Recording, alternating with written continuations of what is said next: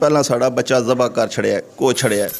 तो पैसे होते थे हमें दे देता था, कपड़े दिलाता था। आप सबसे छोटी बहन है? मेरे से भी एक छोटी है। चाकू मारे ने 26 टक लगे मेरे बच्चे नूं। टक लगे? 26 टक लगे सर। उन्हें ਸਾਡੇ ਨਾਲ ਸਾਨੂੰ ਅਸੀਂ ਤੇ ਬਿਆਨ ਨਾ ਕਰ ਸਕਦੇ, ਅਸੀਂ ਮਰ ਗਏ, ਅਸੀਂ ਬਿਆਨ ਨਾ ਕਰ ਸਕਦੇ, ਅਸੀਂ ਕਿਸ ਤਰ੍ਹਾਂ ਦੱਸੀਏ ਕੋਈ ਗੱਲ।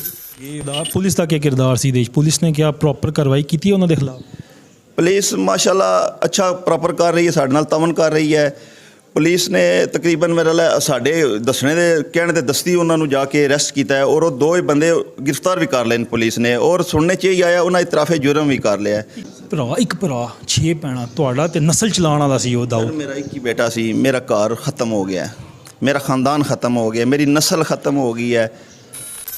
आपको क्या कहना चाहेंगी आप इस सवाल? मैंने बोला जो उन्होंने मेरे भाई के साथ किए उनसे